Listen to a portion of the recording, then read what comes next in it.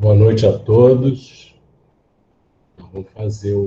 Vamos começar a estudar o capítulo 4 do Evangelho segundo o Espiritismo. Ninguém poderá ver o reino dos céus, de Deus, né, se não nascer de novo. Então, nossa reunião de hoje. Ninguém poderá ver o reino de Deus se não nascer de novo. Falta um O ali, né? Nós vamos trabalhar o Evangelho segundo o Espiritismo.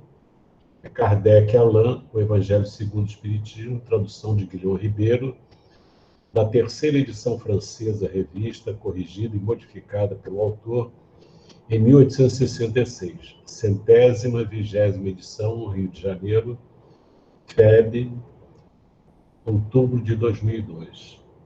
Xavier Francisco Cândido, Caminho, Verdade e Vida, pelo Espírito Emmanuel, 27ª edição, Rio de Janeiro, FEB, julho de 2006. Já foi lida a mensagem. Vou pedir para a Sônia apresentar aí o texto. Vamos devagarinho trabalhar.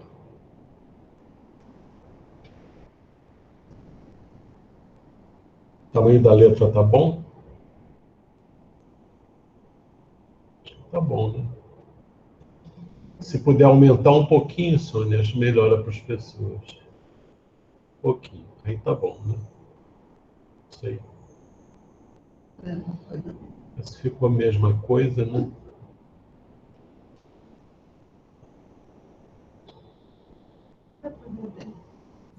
Onde ele está no máximo.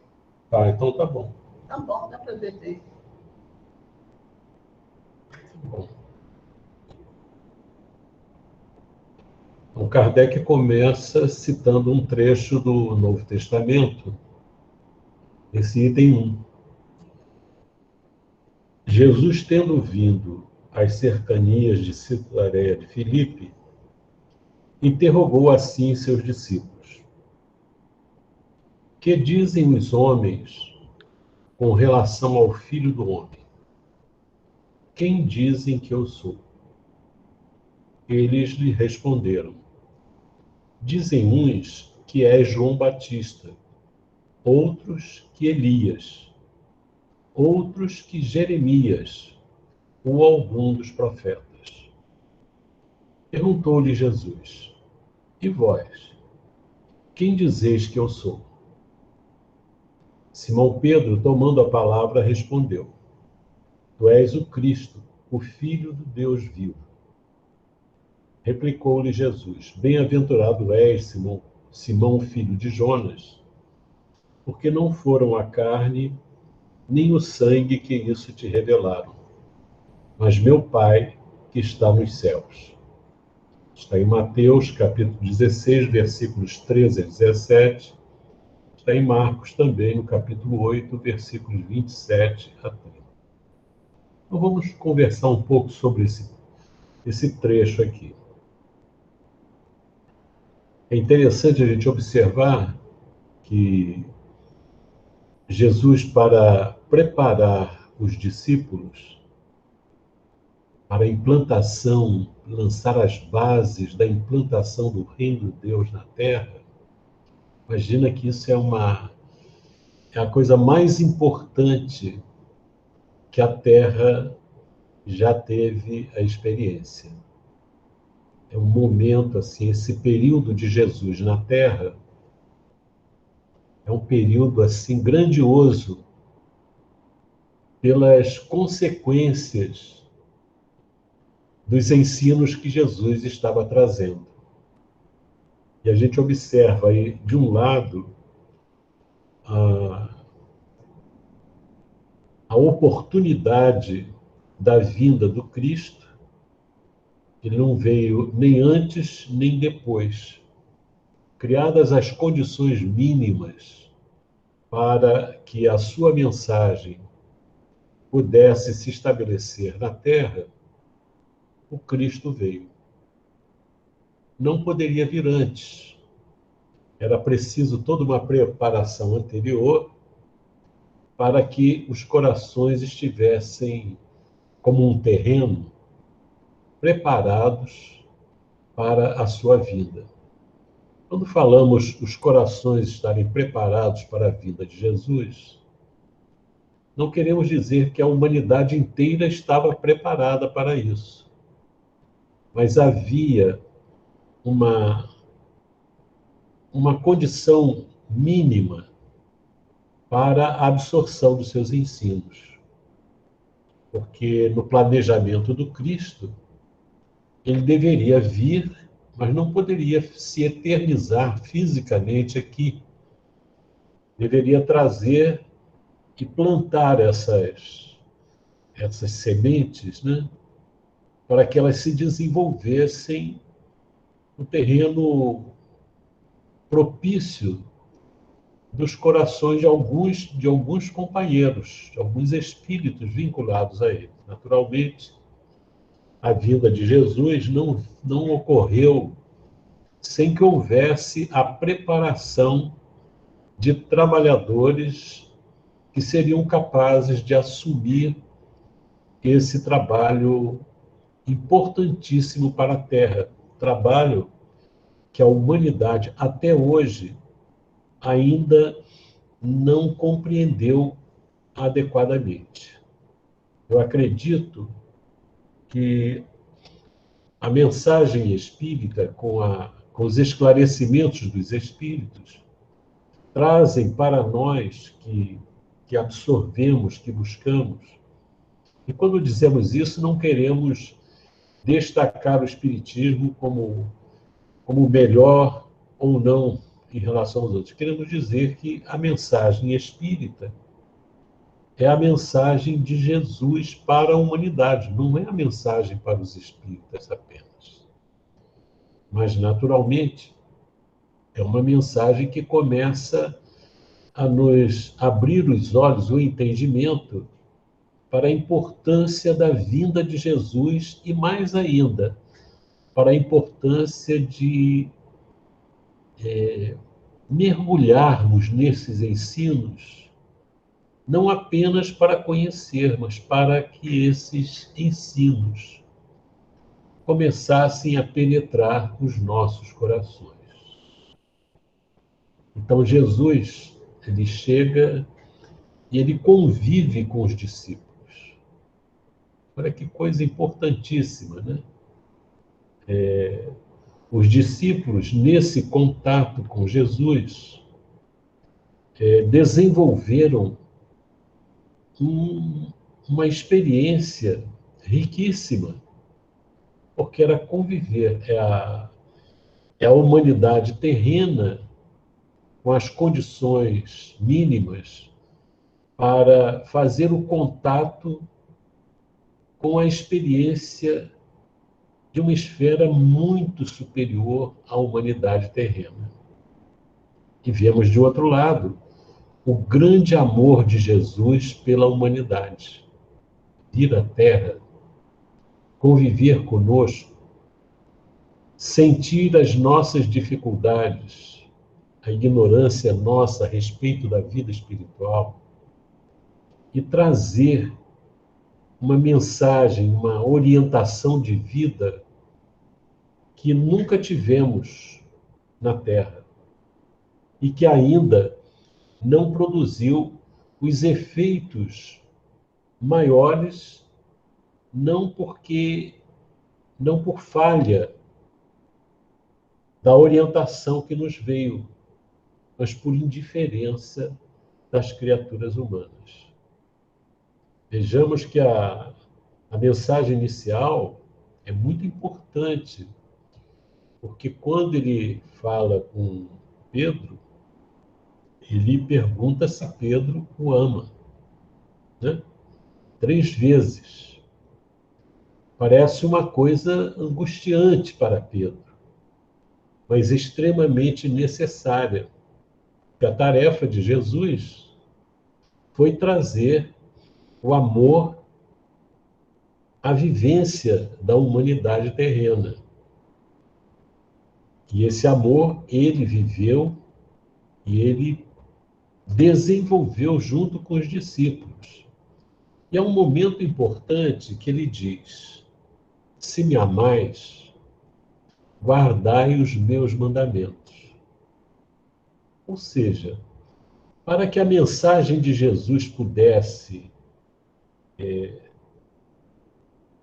dar frutos na terra, seria necessário que os discípulos o amassem profundamente, porque só assim os seus ensinamentos sobreviveriam aqui na Terra, junto à humanidade.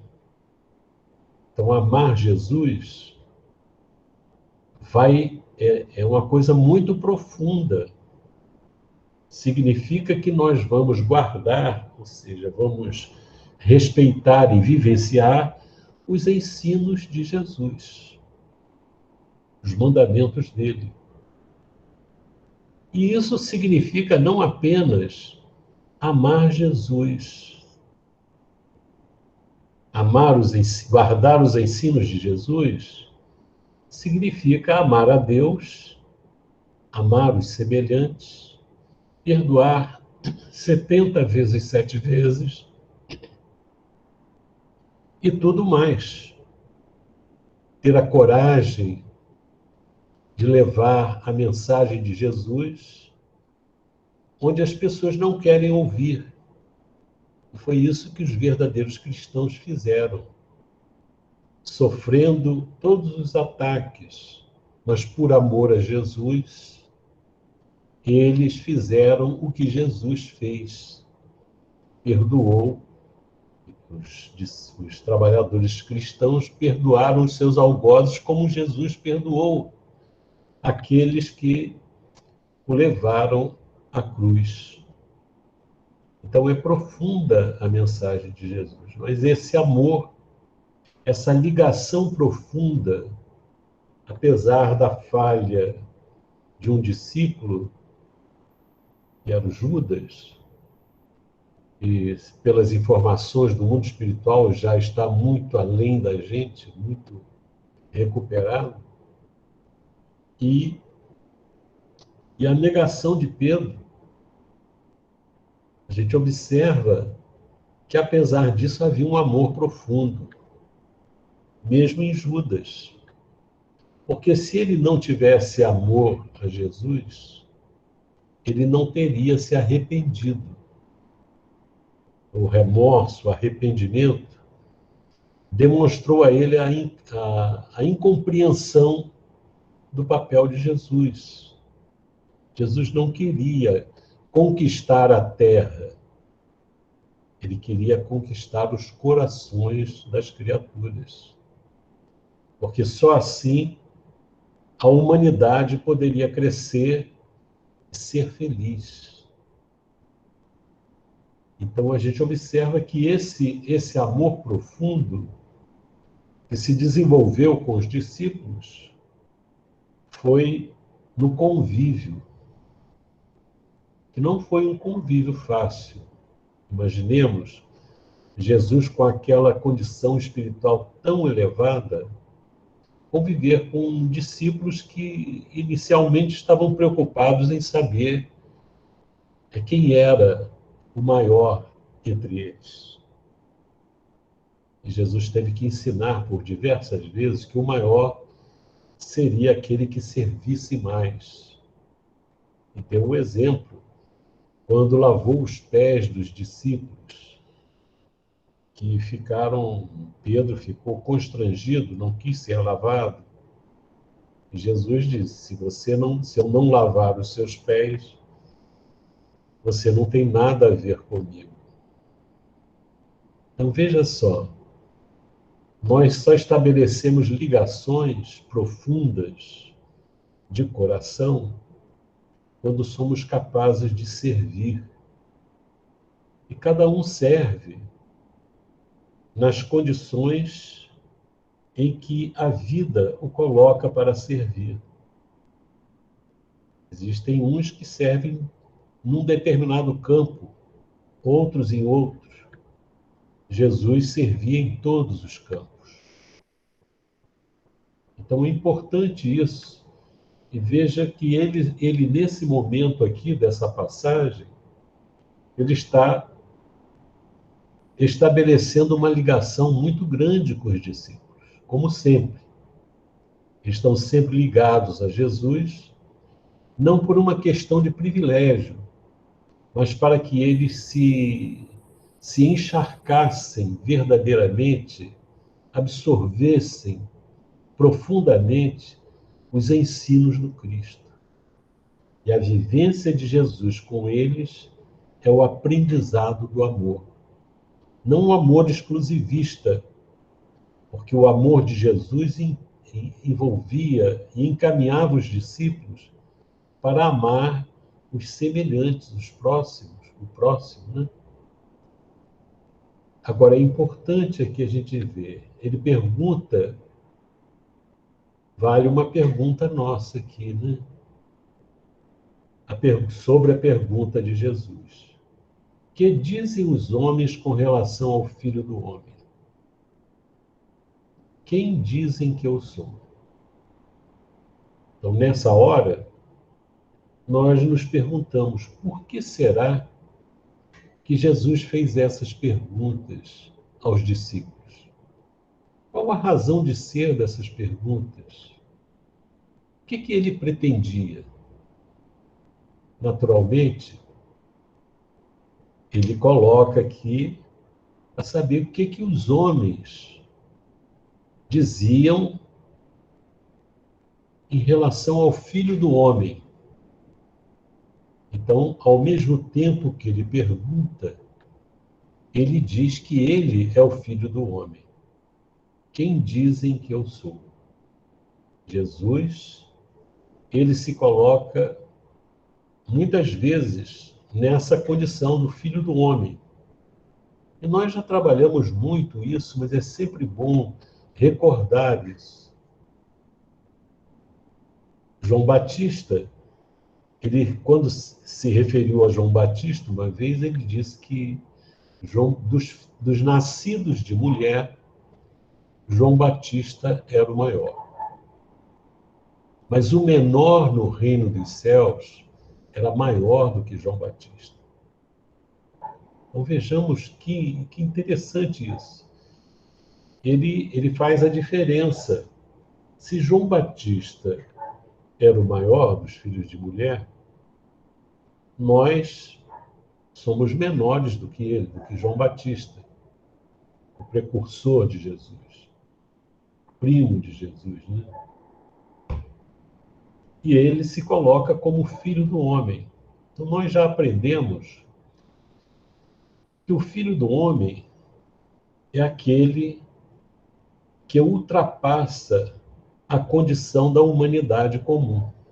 Ou seja, nós estamos nessa condição de humanidade para desenvolver as nossas potencialidades, as nossas virtudes, aprender a compreender, a perdoar o adversário, a não fazer o mal aos outros, fazer o bem, e a desenvolver o amor dentro de nós. Quando nós conseguirmos, aqui na Terra, amar o nosso inimigo, aquele que se colocou francamente contra nós, nós estaremos caminhando para chegar à condição de filhos do homem. Ou seja, teremos ultrapassado essa barreira característica de tantas imperfeições que nos acompanham há tanto tempo. Então, Jesus é o Filho do Homem. Ele diz: que dizem os homens com relação ao Filho do Homem? Quem dizem que eu sou? Ele se identifica como Filho do Homem.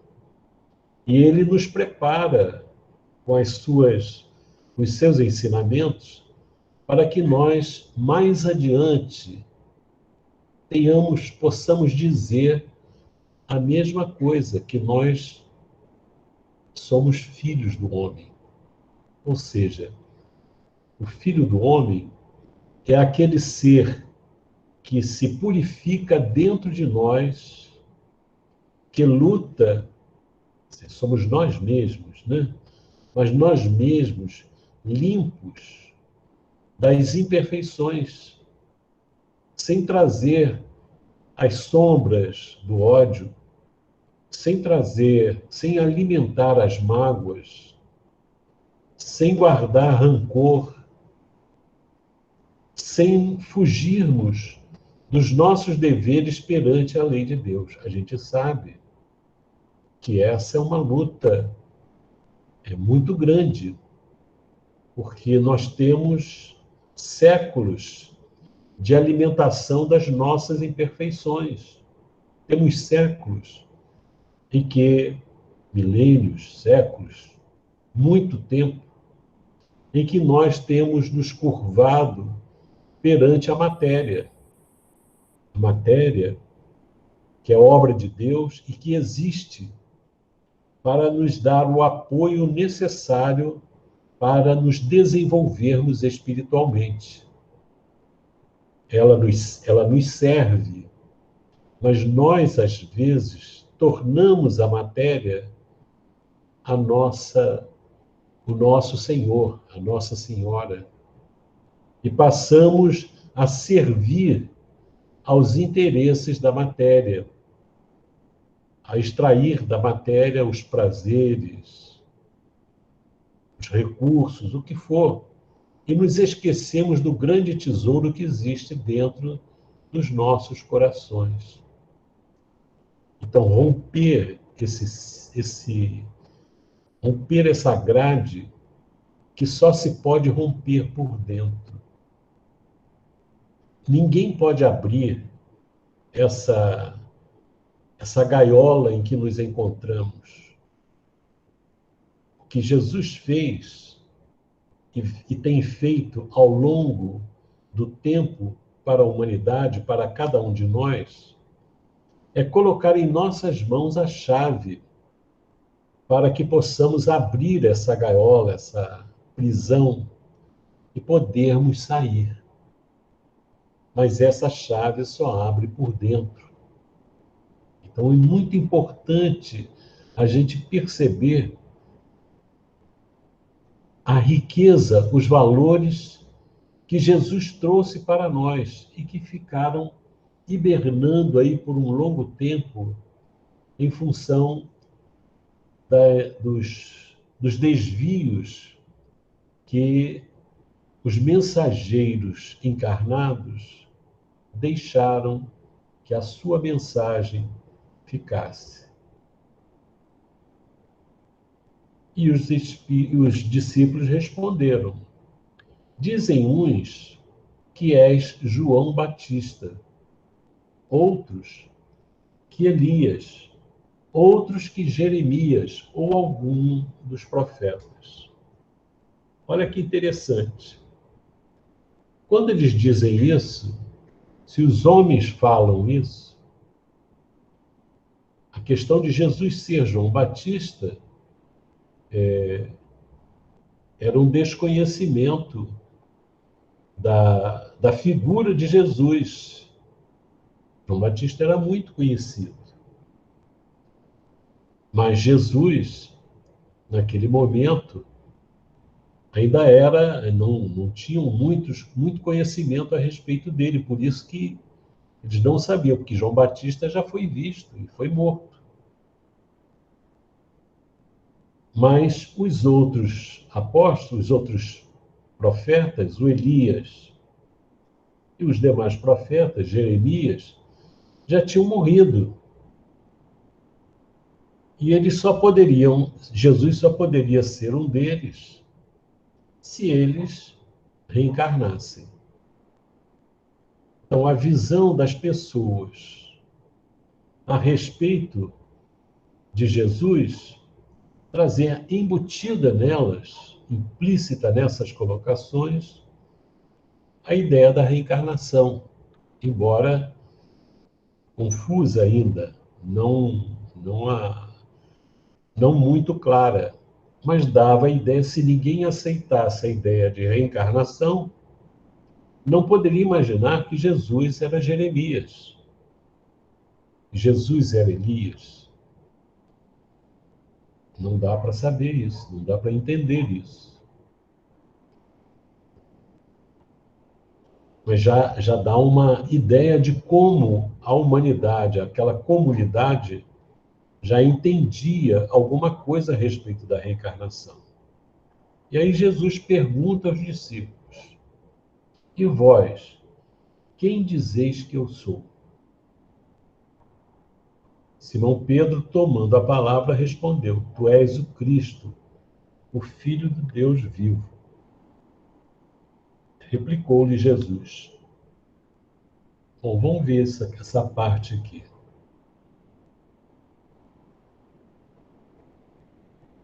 Por que Jesus pergunta a eles: e vós, quem dizeis que eu sou? Qual a razão dessa pergunta? Eles conviviam com Jesus, estavam ao lado dele o tempo inteiro, trabalhavam e estavam com Jesus constantemente, viajavam com ele, pregavam com ele. E Jesus pergunta para eles: quem dizeis que eu sou?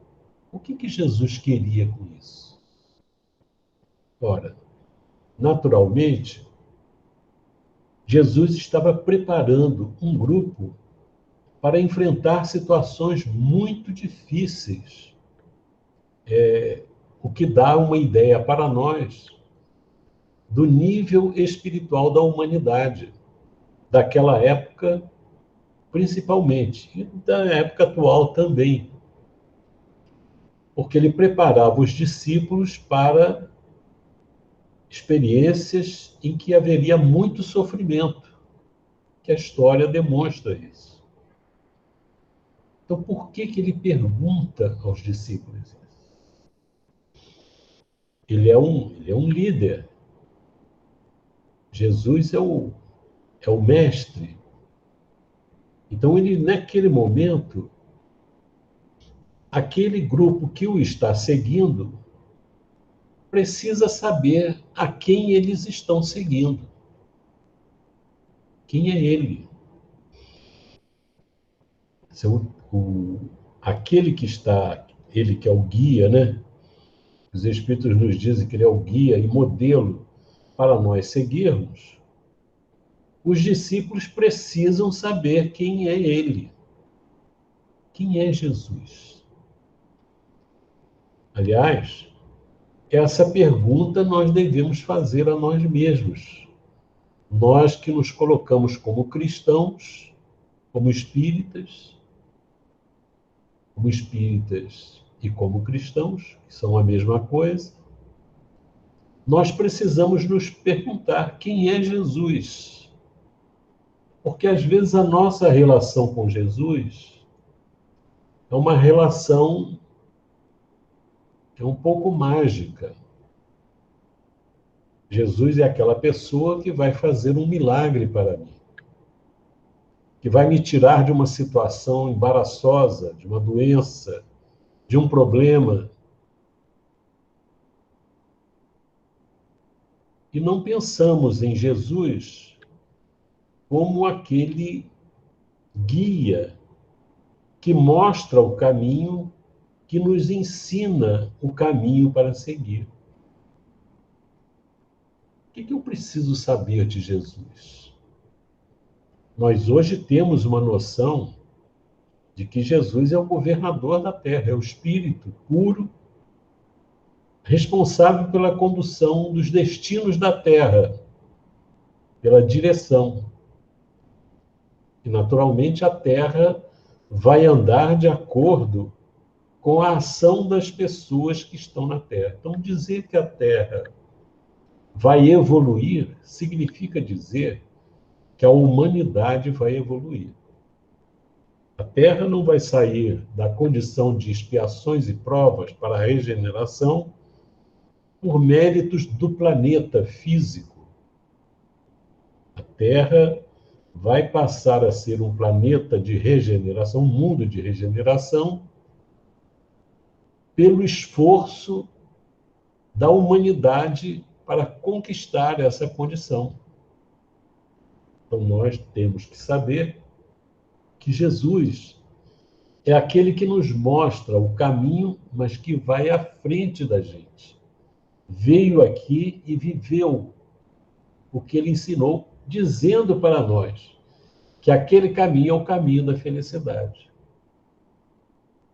Então, é muito comum as pessoas quererem ser felizes, quererem paz, quererem bem-estar. Tem um barulho aí. Tem um barulho aí. Agora sim. Quererem o bem-estar, mas não quererem caminhar nos caminhos que Jesus caminhou. Veja bem, o que a gente quer de Jesus? Será que a gente quer alguém que crie condições favoráveis para nós, que não queremos seguir os seus passos? Então, quando Jesus pergunta aos discípulos, e vocês? E vós? Quem dizeis que eu sou? E Simão Pedro, tomando a palavra, respondeu: Tu és o Cristo, o Filho de Deus vivo. Olha só, ele definiu bem. Mas nós também não somos filhos de Deus? Somos. Agora, nós nos portamos, a humanidade se porta como uma humanidade filha de Deus? Humanidade que mata o próximo, que mata o outro filho de Deus, que destrói o próprio corpo, que se mata, que se destrói a longo prazo, a médio prazo, a curto prazo, que não respeita a vida própria e a dos outros. Quando Jesus teve um momento que Jesus falou para todos: sois filhos da luz, vivei como filhos da luz, né? Então não basta ser filho de Deus, é necessário viver como filho de Deus. O filho de Deus supõe-se que obedeça, que siga as leis de Deus, né? Isso é importante. E Jesus disse: bem-aventurado és, Simão, filho de Jonas, porque não foram a carne nem o sangue que isso te revelaram, mas meu Pai que está nos céus. Olha, nessa hora, a gente observa que Simão Pedro não identificou Jesus por aspectos exteriores. É interessante quando a gente pergunta a uma pessoa: você conhece fulano? Quem é fulano? Aquele que mora no bairro tal, que trabalha em tal lugar, que é dessa cor, que é alto, que é baixo, que é magro, que é gordo. Isso não é o fulano. Mas nós costumamos identificar as pessoas, reconhecer as pessoas pelos aspectos exteriores. Quem é a pessoa? E essa pergunta nós devemos fazer também a nós mesmos. Quem sou eu? Ah, eu sou bonito, eu sou feio, eu sou forte, eu sou fraco, eu sou rico, eu sou pobre. Isso não sou eu. Isso não representa o meu ser, não é isso. E às vezes, por isso que os espíritos dizem que nós, para penetrarmos esse reino dos céus, o caminho inicial, necessário, não sei se é inicial, mas é necessário, é conhecer a nós mesmos. Quem sou eu?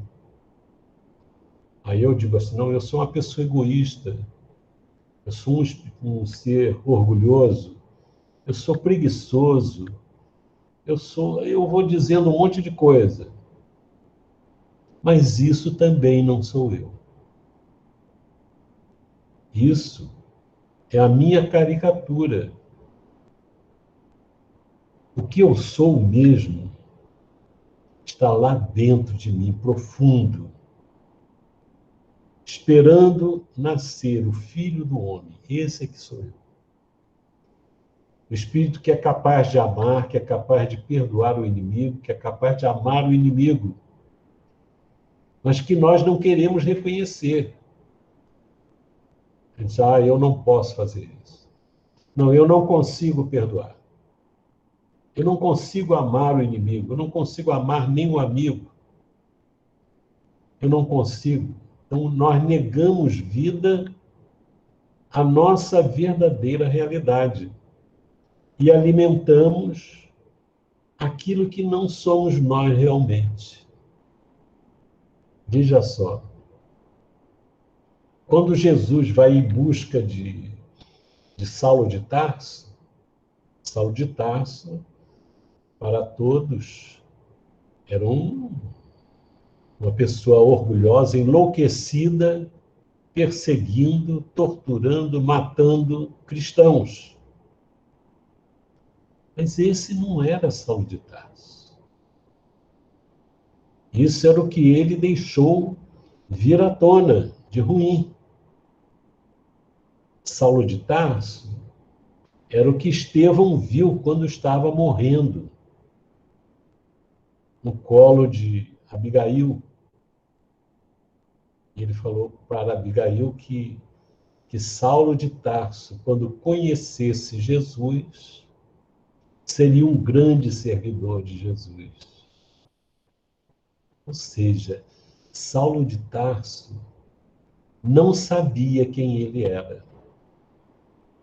Ele pensava que ele era aquele fariseu orgulhoso, poderoso, que tinha o poder de matar um homem bom como Estevão, que odiava o Cristo. Mas esse não era ele. Então, Jesus, ele quando olhava as pessoas, ele não via as pessoas com as suas enfermidades apenas. Ele via o potencial que existia ali. Maria de Magdala, quando procurou Jesus, os discípulos se escandalizaram. Como ele vai falar com essa mulher? Uma prostituta. Mas Jesus via naquela mulher aquela trabalhadora sequiosa de luz, de amor verdadeiro, que tinha se perdido naquelas experiências infelizes. Ela desceu ao fundo do poço, né? Mas quando ela viu Jesus, ela viu a luz. Ela viu que ele possuía a chave para libertá-la e poder sair de dentro dela aquela alma maravilhosa que foi Maria de Magdala. Aquela mulher que renunciou a tudo, que foi viver com os leprosos para levar a mensagem de Jesus até eles. Era uma prostituta, não era uma prostituta. Ela estava uma prostituta. Então, na humanidade inteira, nós temos almas sublimes que não sabem que são sublimes, que não percebem a grandiosidade da luz que está dentro delas. Isso que nós temos que descobrir dentro de nós. É uma luta. Mas Pedro, nessa hora, ele identifica Jesus como o Filho de Deus vivo. É aquele que está próximo do Criador, está intimamente ligado a Deus. E Jesus diz para ele que ele era bem-aventurado, feliz, porque ele conseguiu ver o que os outros não viram, sob a inspiração do Criador.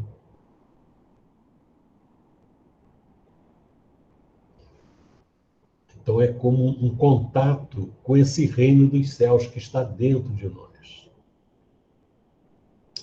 Vamos ver o item 2. Você vai ter que olhar. Pode ter certo. Nesse ínterim, Herodes, o tetrarca, ouvira falar de tudo o que fazia Jesus, e seu espírito se achava em suspenso, porque uns diziam que João Batista ressuscitara. Aí era o caso não de reencarnação mesmo, era de ressuscitar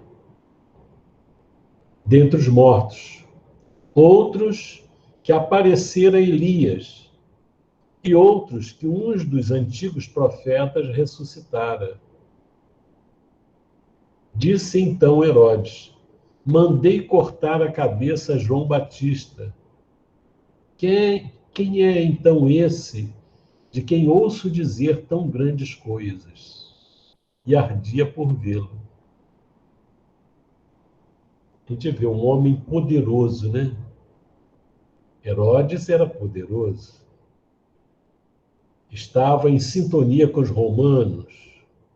Os romanos sabiam administrar os povos que estavam sob a sua tutela. Eles deixavam um governante cuidar das outras coisas e eles escolhiam os recursos materiais. Então, Herodes, um homem poderoso, que poderia fazer o bem a muita gente. Que quem tem poder pode ajudar verdadeiramente as pessoas que estão sob o seu poder. E é interessante que ele ouvira falar de tudo o que fazia Jesus. Dizia: mandei cortar a cabeça a João Batista. Quem é então esse de quem ouço dizer tão grandes coisas? Então ele reconhecia que Jesus fazia grandes coisas. E quando ele diz isso, ele compara com ele ter cortado a cabeça de João Batista. É um negócio... Quer dizer, ele não pode dizer, ele mesmo deve reconhecer, devia reconhecer, que o que ele fez com João Batista não foi uma grande coisa. Foi uma grande coisa negativa. E ele teria que responder por isso. Porque todo poder, quem exerce o poder, vai ter que prestar conta da sua administração a Deus. Todo mundo. Nós vamos ter que prestar contas a Deus da nossa administração no nível em que nos encontramos. Mas aquele que detém o poder, como Herodes, iria responder pela administração dele, como Pilatos teve que responder. E a gente observa que as pessoas que agem mal, como Herodes, como Pilatos, elas já sentem, às vezes não reconhecem, não querem reconhecer, mas na própria vida já percebem o tormento em que vivem, porque se alimentam desses malfeitos. Então, ele ficava em suspenso, né? Quem será esse? Se fosse João Batista, ele ia ter que cortar a cabeça de novo. E João Batista era respeitadíssimo, né? Era o maior dos nascidos de mulher. Então é interessante como é que um homem que detinha tanto poder se preocupava tanto com João Batista e, no caso aqui, com Jesus. Por quê? Se eles não tinham os recursos monetários que ele, o tetrarca, tinha, que eles não possuíam soldados ao seu dispor, que insegurança. Na verdade, isso daí é um reconhecimento da superioridade e de um poder diferente que esses homens possuíam. João Batista tinha um poder moral. Jesus tinha um poder muito grande. Ele conseguia curar doenças, fazer retornar à vida aqueles que estavam numa morte aparente. Fazia coisas grandiosas. Consolava as pessoas, orientava as pessoas, ajudava as pessoas, despertava as almas.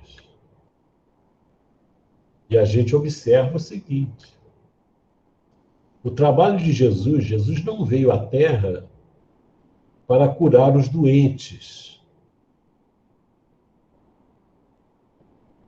Essa é uma parte, porque os doentes sempre existiriam.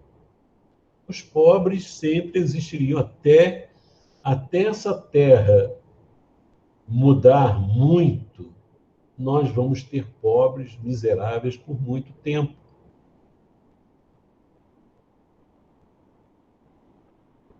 Então, Jesus, ele não veio para isso apenas, para fazer as coisas que as pessoas mais admiravam. Os milagres, né? Os fatos, a cura do cego, a cura do paralítico, a cura do endemoniado. Ele não veio para isso exatamente, ele veio para libertar as almas. Então, o maior consolo que a pessoa pode ter, os sofredores poderiam ter, é a certeza de que tudo passa e de que devemos, em quaisquer circunstâncias, seguir a lei de amor, seguir a vontade de Deus e não a nossa. Enquanto nós quisermos que prevaleça a nossa vontade, e em que essa vontade esteja em desarmonia com a vontade de Deus, nós só teremos sofrimentos pela frente. É diferente. É interessante, eu fico imaginando, as pessoas falam, quando a gente vê os romances de Emmanuel sobre esse cristianismo nascente, os romanos ficavam falando, que mestre é esse que encaminha vocês para o sofrimento, para a dor, para isso, para aquilo? Como se Jesus encaminhasse, orientasse as pessoas para se autoflagelarem. É interessante que alguns religiosos, futuramente, muito tempo depois, começaram a entender que era isso, era se autoflagelar. Não. Jesus não pediu para ser crucificado.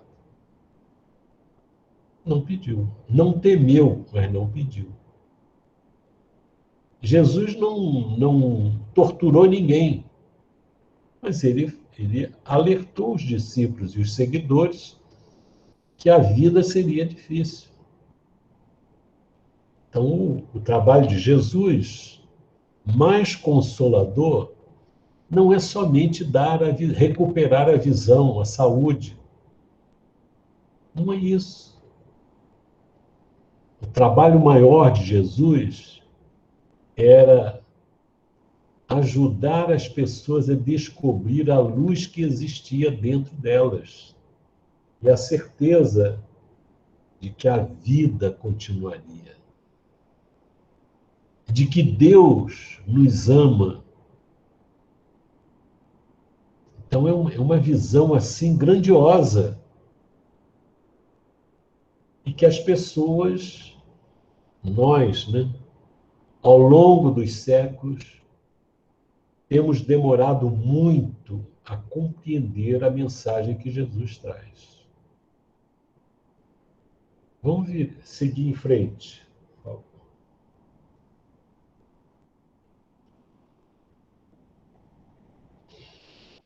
Vamos ver aqui o item 3. Após a transfiguração. Jesus subiu lá subiu o Monte Tabor, né, com Pedro, João e Tiago. Eram os três que sempre o acompanhavam mais de perto em determinadas ações que Jesus fazia. Ele subiu e lá no monte apareceram Moisés e Elias e conversaram com Jesus. E Jesus se transfigurou, quer dizer, uma luminosidade, e os discípulos ficaram até amedrontados. Os três discípulos. Eles ficaram tão deslumbrados com aquilo que Pedro falou com Jesus: se o Senhor quiser, nós podemos fazer aqui 3 tendas. Uma seria para Jesus, uma para Moisés e uma para Elias. E a gente observa, é sempre uma visão material. E uma visão assim de homenagem. Jesus não estava atrás de construção de prédios, de tendas, do que fosse. Jesus estava interessado em regar, em vitalizar a semente que Deus colocou no coração deles, da humanidade. Poxa, eu fico olhando assim, eu olho assim, meu Deus do céu, dentro de mim existe uma semente luminosa. Isso é uma revelação impressionante. E a gente vê pessoas que são luminosas. E essa luminosidade pode até ser detectada por aparelhos que a humanidade já conseguiu desenvolver. E a gente vê quando Jesus aparece a Saulo de Tarso, é uma luz impressionante que cegou Saulo de Tarso. Quando a gente observa os relatos de André Luiz no mundo espiritual, quando alguns espíritos fazem uma oração, o que desce de luz do alto sobre eles, que cai neles e repercute para os demais, e aqueles que são mais evoluídos, eles conseguem replicar aquelas bênçãos que vêm do alto com mais rapidez e intensidade para os demais. São coisas sublimes. Não podemos olhar para eles e dizer assim, eles são privilegiados. Não. Não existem privilégios. Existe esforço, luta. Ninguém consegue essa luminosidade interna sem sacrifícios, sem renúncia. Não consegue. Pensando apenas em si mesmo, não consegue. É quando a pessoa rompe essa casca grossa do egoísmo e aprende a ser um servidor, um verdadeiro filho de Deus, que não se distrai com as coisas do mundo. É isso que Jesus trouxe para nós. Quando eu digo isso, não estou me colocando na condição de alguém que já aprendeu verdadeiramente isso. Eu estou refletindo na minha necessidade de pensar profundamente nessas palavras. Que eu simplesmente estou repetindo, que eu ouvi, que eu li, que eu vi os Espíritos colocando. Então, isso traz uma angústia, mas traz a esperança. A angústia da nossa realidade agora, mas a esperança e a certeza de que se eu, a cada dia, analisar a mim mesmo, perceber as oportunidades que escorreram pelos meus dedos e não foram aproveitadas, se eu conseguir enxergar isso, se eu conseguir manter a minha mente, o meu coração ouvindo o que esses espíritos luminosos, representando a vontade de Deus e de Jesus, eu sinto que isso vai me ajudar profundamente. A todos nós. Então, quando eles vão descendo o monte,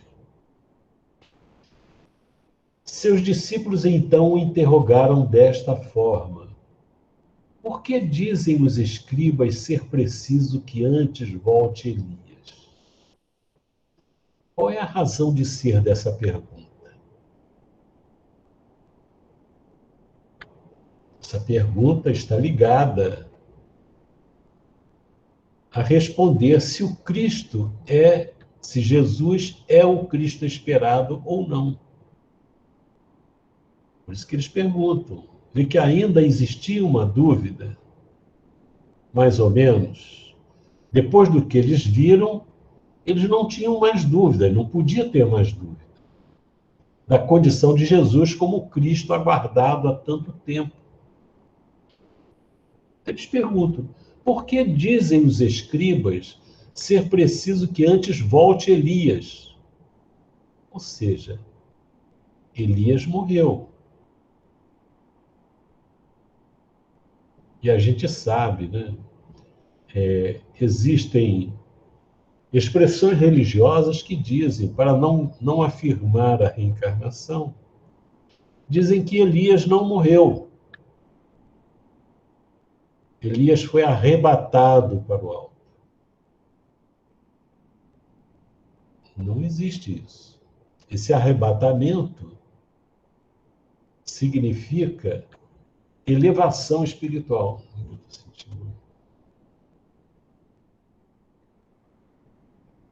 Significa que ele elevou-se, mas não fisicamente.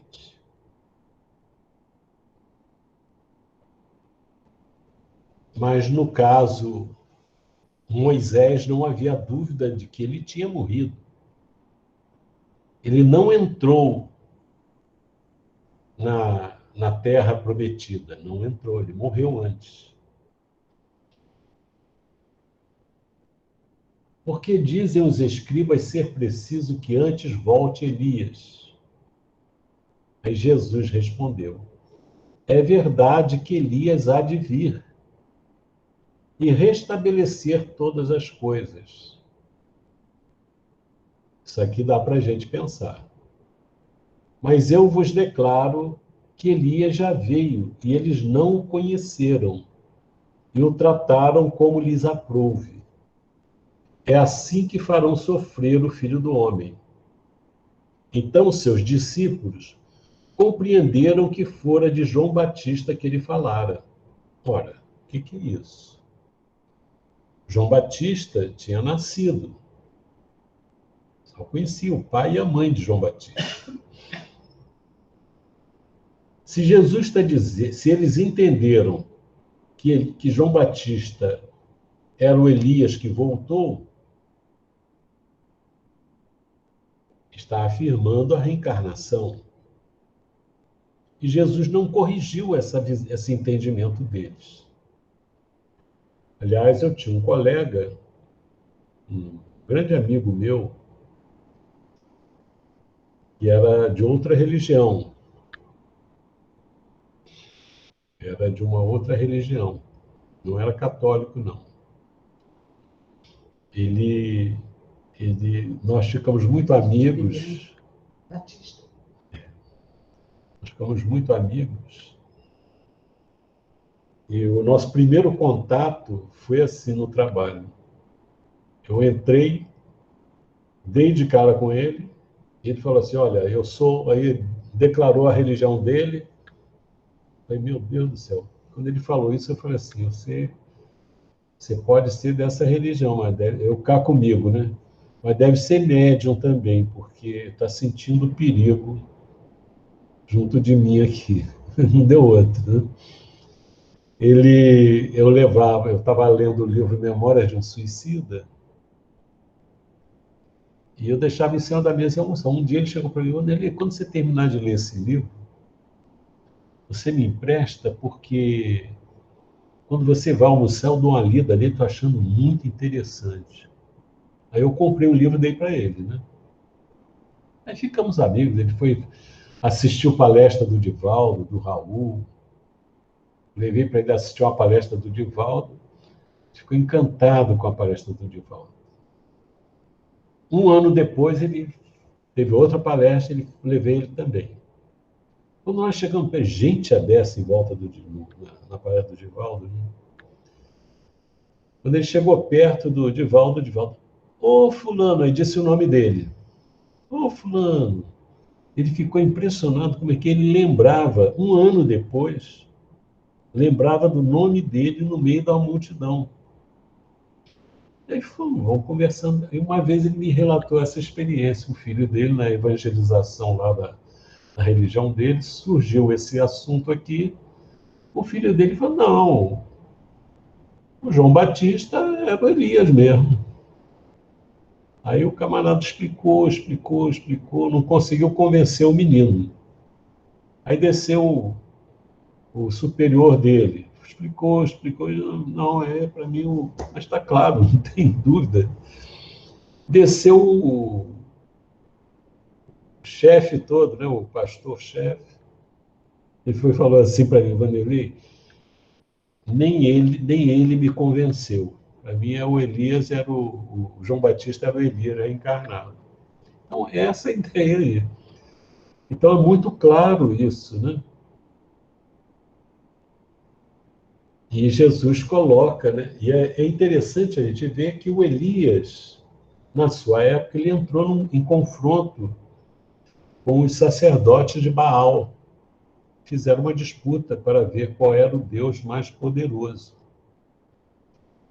E o Deus do Elias demonstrou ser mais poderoso que os de Baal, numa competição que eles fizeram lá. Só lendo a Bíblia para ver, não vou relatar isso. O resultado disso é que Elias comandou a decapitação de centenas de sacerdotes de Baal. O rio virou um rio de sangue. E é interessante que o João Batista morreu decapitado também. Como que uma consequência do que ele fez, né? Então, a gente observa as colocações de Jesus, e Jesus não pôde explorar profundamente esses aspectos, porque isso seria para mais tarde. Mas aqui é interessante que ele diz assim, olha, seus discípulos então interrogaram desta forma, por que dizem os escribas ser preciso que antes volte Elias, antes do Cristo? Elias teria que vir antes do Cristo para que o Cristo viesse. E Jesus lhe respondeu, é verdade que Elias há de vir e restabelecer todas as coisas. Quando a gente lê isso aqui, a gente viu que João Batista não restabeleceu coisa nenhuma. João Batista, ele trouxe, ele foi o precursor de Jesus, tanto que os discípulos de João Batista depois foram encaminhados para serem discípulos de Jesus. João Batista os encaminhou. E ele permanentemente dizia que ele não era o Cristo. E é interessante que o João Batista fazia aquele batismo, né, na água. E ele, quando Jesus se aproxima dele, né, para ser identificado por ele, para o povo, João Batista não quer batizar Jesus e diz: olha, na verdade, eu é que tenho que ser batizado por vocês. Jesus diz: não, faça isso, porque isso está, como temos que obedecer às profecias. E João Batista, antes do encontro com Jesus, ele falava assim: eu batizo com água. O batismo de João Batista não tinha nada a ver com o pecado original, nada disso. Era um batismo dele lá. Mas depois de mim virá aquele que vai batizar com fogo. Aí a gente imagina, isso é uma linguagem simbólica, né? O batismo de Jesus é o batismo de fogo, das experiências, das provas, das expiações, dos sacrifícios inerentes ao processo de implantação do reino de Deus na Terra. É uma luta, né? Então a gente vai conhecendo, mas ele diz assim: é verdade que Elias há de vir e restabelecer todas as coisas. Quem é que restabeleceu? O que restabeleceu alguma coisa aqui? Quando Jesus prometeu a vinda do Consolador, ele disse que ele oraria, pediria ao Pai para enviar outro Consolador. Jesus era um Consolador. Outro Consolador, que ficaria conosco eternamente, que relembraria o que eu disse, Jesus falando, né? E que relembraria, colocaria tudo no lugar. Então, quem restabelece todas as coisas é a mensagem espírita. Não vamos entrar em outras considerações aqui. Mas a gente observa aí, é um trabalho de profundidade que Jesus faz, que aos olhos de uma pessoa desavisada, Jesus perdeu a luta quando foi crucificado. Mas não é verdade. A mensagem de Jesus foi alcançando corações. E nos dias de hoje, a humanidade está amadurecida, dizem os espíritos, não que ela toda esteja amadurecida, mas hoje nós vamos encontrar pessoas que estão mais dispostas a seguir essas orientações, que não querem ódio, que não existem aquelas que querem.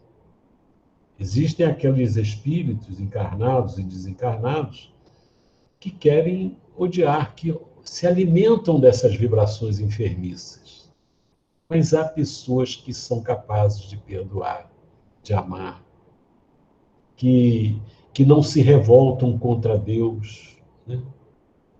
Que têm uma condição espiritual assim, às vezes pessoas muito simples, né?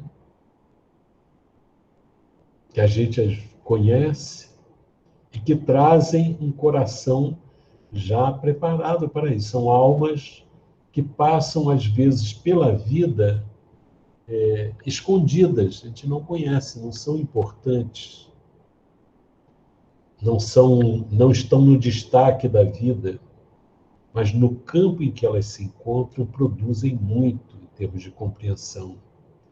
Sabem se sacrificar, sabem se doar, e por aí vai. A gente observa em certas comunidades como a importância de uma avó que sustenta um esforço. Lógico que nós vamos ver pessoas desequilibradas, mas vamos ver pessoas muito bem situadas interiormente, que agradecem a Deus, que servem, que colaboram, que amam, né? Então, nós vamos ficar por aqui hoje, né? Na nossa conversa sobre esses 3 pontos.